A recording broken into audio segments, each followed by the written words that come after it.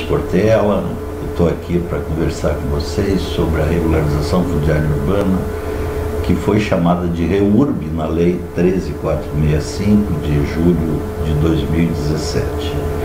A Lei 13.465 ela veio substituir a 11.977, que era Minha Casa Minha Vida, que tratava da regularização fundiária urbana de uma forma geral.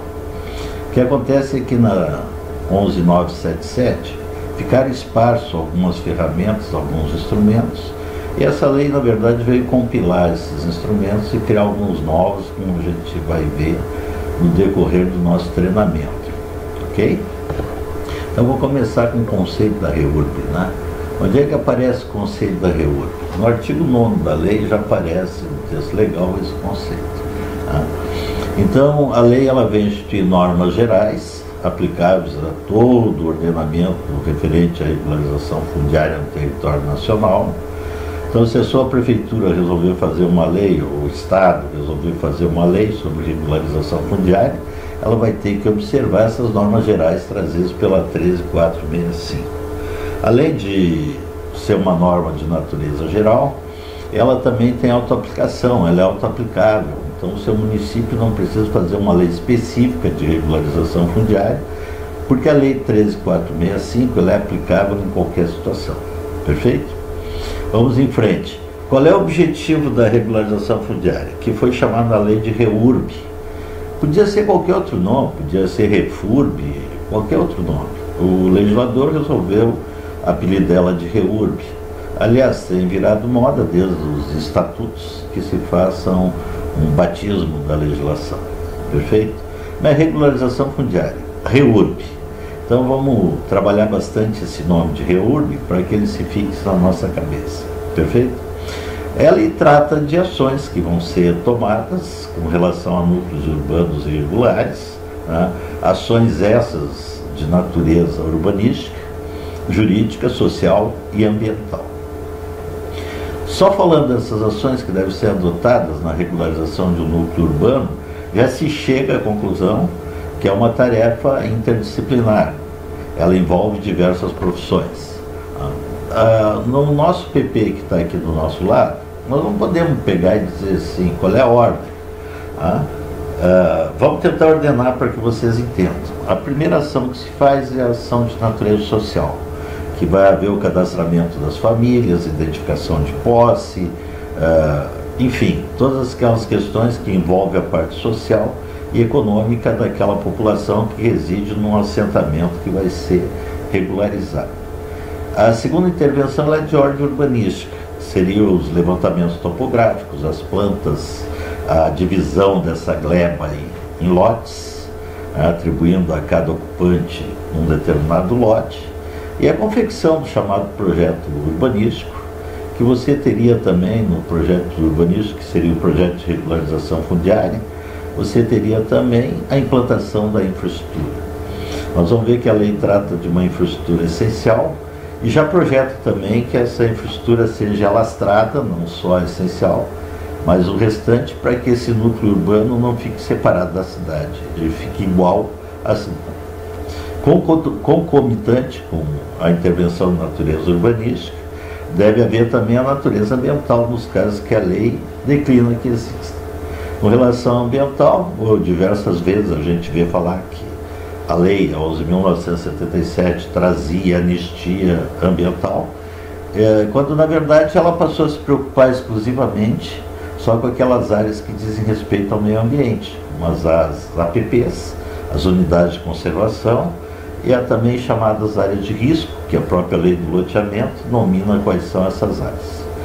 E por fim, a intervenção da natureza jurídica, que é a identificação de posse, seria a parte voltada ao registro de imóveis e a titulação dos ocupantes. Então, como se nota, é uma atividade interdisciplinar. O que mais que a lei traz nos seus objetivos? Né?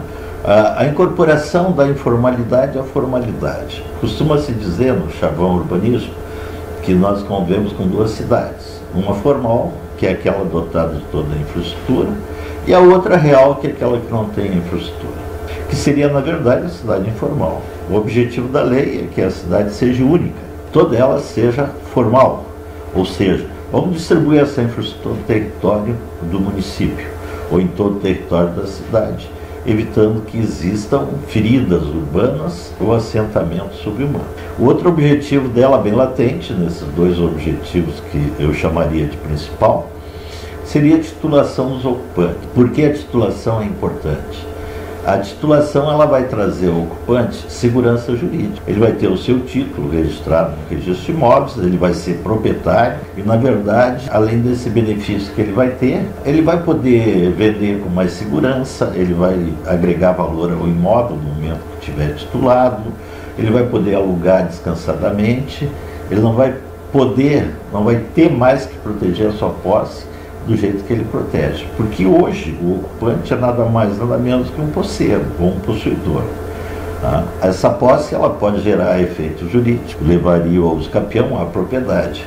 Mas o objetivo de toda posse é que ela se transforme no futuro em propriedade. Perfeito? Esses são os objetivos iniciais, mas tem outros que a gente vai ver na sequência. A lei trouxe uma limitação.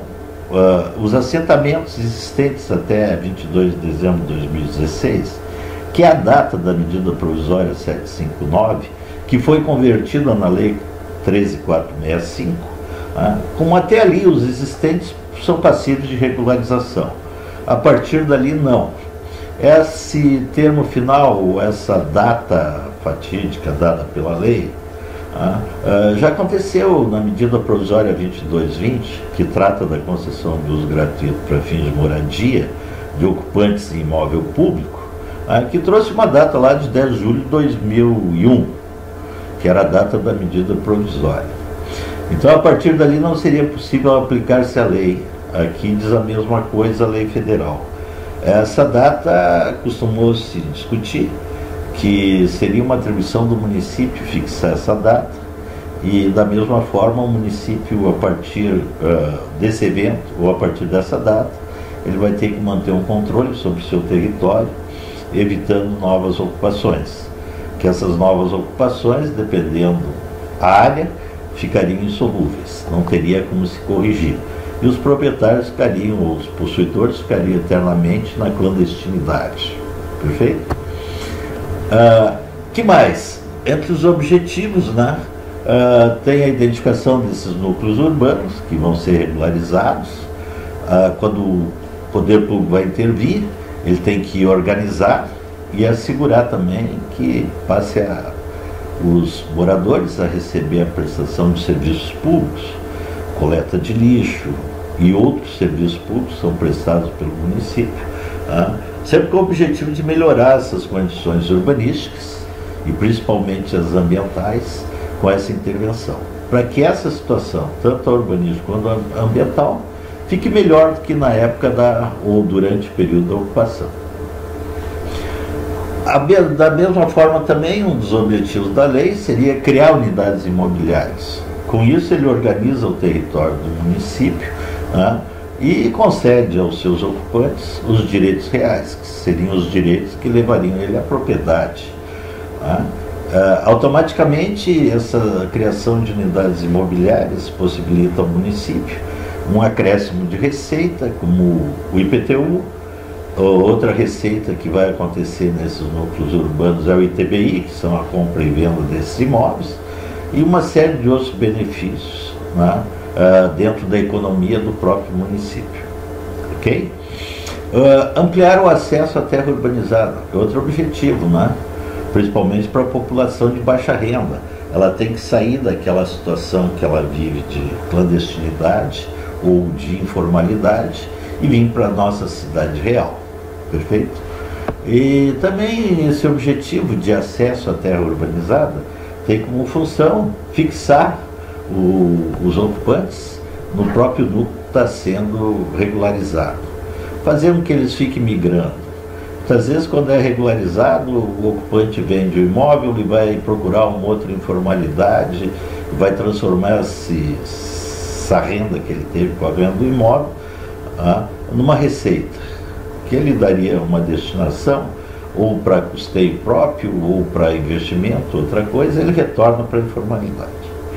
Por isso, quando o município fixar lá a sua baixa renda, ele tem que criar critérios rígidos com relação ao acesso a esse programa habitacional, que seria a reforma, a regularização fundiária urbana, que não deixa de ser também uma reforma urbana. Tá? O outro objetivo seria a integração social e a geração de emprego e renda. Costuma-se dizer que fixando o ocupante no próprio núcleo que está sendo regularizado, ele, via de regra, já criou no entorno desse núcleo a sua inclusão social, através da organização desses núcleos, que são feitos por associação de moradores, e existe uma série de serviços de voluntariado do próprio município, assistenciais, que já são dados a essa população. O emprego e renda, ele gera normalmente nas cercanias, no entorno desses núcleos habitacionais, ou através da reciclagem de lixo, ou através de serviços prestados a terceiros, como jardim, biscates. São pessoas que se fixam numa determinada região e dela tira o seu sustento, mesmo que seja de maneira informal. Tá? Mais um objetivo da lei, que seria evitar a judicialização dela e tentar fazer com que todos os conflitos sejam resolvidos de forma extrajudicial, indicando para isso que deve haver uma cooperação entre governo e sociedade para que não se judicialize mais esses conflitos, que pelo número de ocupantes são processos judiciais que dificilmente acabam em uma década, né? São processos muito alongados em razão da quantia de pessoas que normalmente esses assentamentos envolvem. O outro objetivo seria garantir o direito social à moradia digna, que é um princípio constitucional, e fornecer às pessoas uma condição de vida adequada. Então seria tirar justamente o indivíduo daquela condição de subhumana e transformar ele numa pessoa com todos os preceitos constitucionais, né, que é a garantia do direito social à moradia digna. Né? Com isso, ele automaticamente estaria garantindo também a efetivação da função social da propriedade, fazendo com que aquelas propriedades se adequassem a todo o sistema de urbanismo que o município tem, principalmente com relação às áreas de ocupação, equilibrando as edificações de maneira que elas fiquem ordenadas. Aí pode se envolver recuo viário, distância entre divisas e uma série de outras coisas. Ok? As funções sociais da cidade, elas ficam totalmente prejudicadas no momento que existem essas feridas urbanas. Então esse é o objetivo também da REURB, tratar de garantir e ordenar o desenvolvimento dessas funções sociais. Com isso também, no momento que isso for feito, o próximo objetivo da lei estaria contemplado, que seria o princípio constitucional da eficiência, ocupação e no uso do solo. Sempre que houvesse eficiência de ocupação e uso do solo, a propriedade estará cumprindo sua função social. A função social está muito mais vinculada justamente à utilização da propriedade de acordo com os preceitos urbanísticos que cada cidade tem, que é o seu plano diretor, ou então o seu lei de zoneamento, o seu código de obras e outras coisas mais. Por isso, qualquer indivíduo, quando quiser providenciar uma edificação, ele deve encaminhar ao município justamente os projetos para que sejam aprovados de acordo com a legislação urbanística vigente. Certo? Bom, como a lei colocou um limite ali de 22 de dezembro de 2016, que é a data aquela da medida provisória 759, que foi convertida na lei 13465, ele traz aos municípios um objetivo, que é prevenir e desestimular a formação de novos núcleos urbanos informais. Como é que se faz isso via de regra?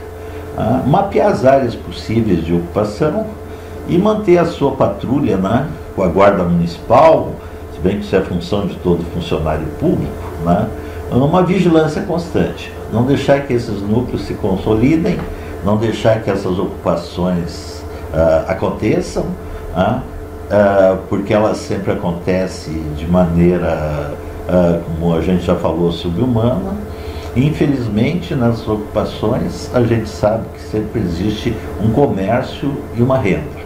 Tá?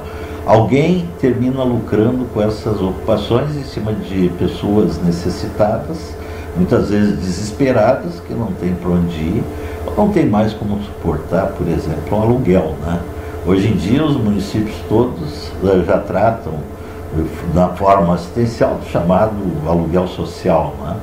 Seria uma forma de contemplar essas famílias e com isso fixariam eles no imóvel alugado e eles não tomariam terras particulares ou mesmo terras públicas, formando esses núcleos habitacionais irregulares.